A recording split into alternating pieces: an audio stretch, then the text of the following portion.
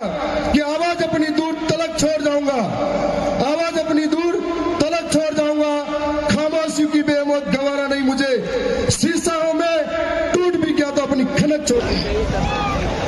देश के कोने कोने से और विश्व के अलग अलग इलाकों से भारत देश के मूल मालिक, मूल बीज को मेरी ओर से धारिया ब्रॉड की धरती से, दरियावत विधानसभा की ओर से आप सभी को जोहार जोहार करता हूं। साथ ही मेरे पुरखों को नमन करता हूं।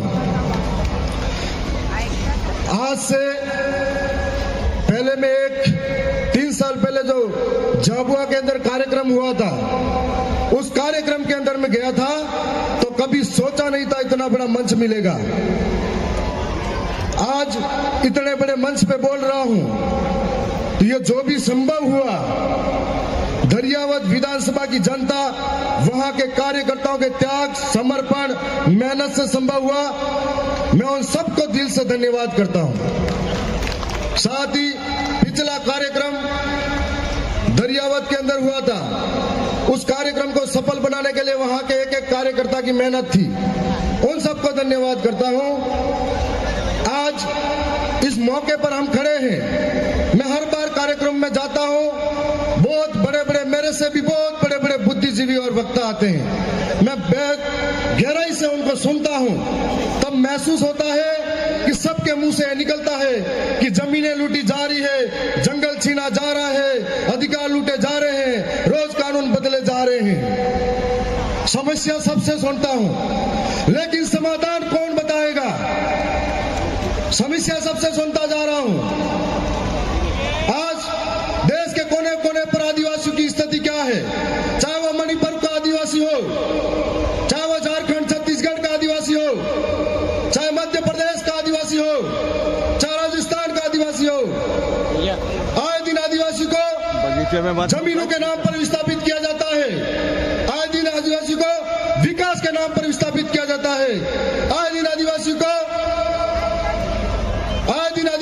डैम के नाम पर विस्थापित किया जाता है, तो कभी स्टैच्यू ऑफ यूनिटी के नाम पर विस्थापित किया जाता है। आए दिन आदिवासी के ऊपर जो इस देश का मूल मालिक है, उसके सर पे मुद्दा जाता है, कभी बहन बेटी को नंगा करके घुमाया जाता है। लेकिन इस समस्या का समाधान क्या है? क्योंकि हम लोग इस देश के अंदर 11 करोड़ 11% है, लेकिन कहीं संगठनों में बटे हुए हैं, कहीं झंडे लेके घूम रहे हैं और छोटे छोटे बातों में बटे हुए हैं। हम लोग पूरे 5 साल तक धरने प्रदर्शन करते हैं, सड़कों पर रहते हैं, संघर्ष करते हैं, लेकिन जब बारी आती है एक होकर ताकत दिखाने की, तब हमारा पाला चेंज कर देते हैं। यही हाल मध्य प्रदेश के अंदर हुआ था, यही हाल गुजरात के अंदर हुआ था। इसलिए हम लोग दर दर की ठोकरें खाने पर मजबूर हैं। मैं राजस्थान से आता हूं। राजस्थान के अंदर हम लोग आदिवासी जन प्रतिनिधि सिलेक्शन प्रणाली के तहत चुनाव जीते हैं। अभी हमारे बीच में एक चौधरी साहब बता रहे थे 50-50 करोड़ खर्च होता है। मैं साधारण परिवार का किसान का बेटा, जहां मेरा पिता ये कहता था कि बेटा चुनाव मतलब कपड़े पहनने के पैसे नहीं है, और इस विचारधारा की वजह से मैं विधायक बना हूं, एक एक जनता की वजह से बना हूं कि हमारे वहां पर चुनाव जीतने के बाद में विधानसभा के अंदर यदि हम नहीं बोलते हैं तो हमारे टिकट जनता काट देती है, और कमल कांग्रेस अगर बोलती है तो उनका टिकट हाईकमान काट देता है। इसलिए हमको बोलना पड़ता है। आप सबके बीच में आए हैं, ये बताने के लिए आए हैं कि हमारे साथ इस तरह का व्यवहार होता है।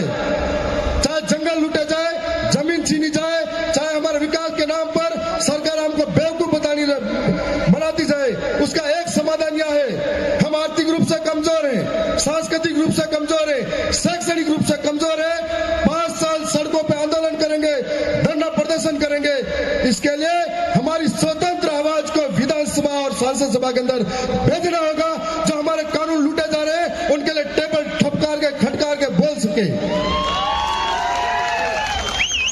चाहे सरकारें कोई भी हो, हमारे आदिवासी के ऊपर जो जुल्म होता है, हम लोग इतनी संख्या में हर रोज इकट्ठे होते हैं, लेकिन दिल्ली के अंदर, जयपुर के अंदर, महाराष्ट्र के मुंबई के अंदर, गुजरात के गांधीनगर के अंदर, भोपाल के अंदर बेरी गूंगी सरकारें हमको कभी नहीं सुनती है, और वो खबरें स्थानीय मीडिया के अंदर दफन हो जाती है। इसके लिए हम लोगों को उस विधानमंडल के अंदर पाव रखना पड़ेगा। आज हमारा मकसद तभी पूरा होगा जब हम लोग कह रहे हैं कि ये सब करना चाहिए, ये समस्या है, वो समस्या है। रोज कानून बदले जा रहे हैं, उन कानून को बदलते कानून के लिए कौन आकर लड़ेगा?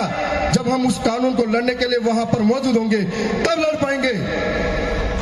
आप सबके बीच में आए हैं, आने वाले समय में राजस्थान का मॉडल अपनाइए। आपको एक मौका देके जा रहे हैं कि एक एक गरीब कि राजस्थान का मॉडल के अंदर राजा का बेटा राजा नहीं बन सकता। आप में से जो काबिलियत रखता है आदिवासी, गरीब, शोषित, पीड़ित, वंचित के लिए लड़ने के लिए, वो राजा बन सकता है। ये आपके अंदर बताने जा रहे हैं। राजस्थान के अंदर एक व्यवस्था के तहत पहली बार पार्टी लेके आ गई। उस पार्टी के अंदर 84 के राजकुमार जी रोज साहब जो दूसरी बार 70,000 वोटों से जीते, उनके पिता बचपन में ही चले गए थे, साधारण परिवार से हैं। दूसरे आसपुर के अंदर 30,000 वोटों से जीते, उनके पिता गरीब परिवार से हैं। मेरे पिता साधारण परिवार के खेती करने वाले हैं। और हमारे मध्य प्रदेश के अंदर जो चुनाव जीते कमलेश्वर भाई, जब चुनाव जीते, जीत कर जब घर आए, उनकी मां मजदूरी करके आ रही थी। ये तुम आप सभी के लिए प्रेरणा नहीं तो क्या है? और ये प्रेरणा दरियावत की जनता, आसपुर की जनता और बिल प्रदेश की जनता के साथ है। हम लोगों को आने वाले समय में मिलकर राजस्थान, मध्य प्रदेश, गुजरात, छत्तीसगढ़, झारखंड, मुझे जब जब दर्द होता है, चाहे आदिवासी झारखंड का हो, छत्तीसगढ़ का हो, चाहे आदिवासी मध्य प्रदेश, राजस्थान, गुजरात का हो, यदि कहीं के भी आदिवासी के साथ कोई घटना होती है, हमको ऐसा लगता है कि हमारे किसी शरीर के किसी हिस्से पर चोट पहुंचाई गई है और इस दर्द को अंदर से झेलते हैं हम लोग, इसलिए सबसे पहले खड़े होते हैं। यदि देश के अंदर बड़े बड़े कार्यक्रम हर रोज होते हैं, सारे संगठन, सारे लोग जब भी आदिवासियों के साथ गलत होता है एक साथ सड़कों पे आ जाए, एक साथ बोलने लग जाए, तो कभी आंदोलन करने की जरूरत नहीं पड़ेगी। मैं आप सबके बीच में जो समय दिया है उसके लिए भी धन्यवाद। और मैं इतना ही कहूंगा कि आवाज अपनी दूर तलक छोड़ जाऊंगा, आवाज अपनी दूर तलक छोड़ जाऊंगा। खामोशी की बेमौत गंवारा नहीं मुझे, शीशा हूं मैं, टूट भी गया तो अपनी खनक छोड़ जाऊंगा। आप सबको बहुत बहुत धन्यवाद। जय जवान, जय आदिवासी, जय बिल प्रदेश।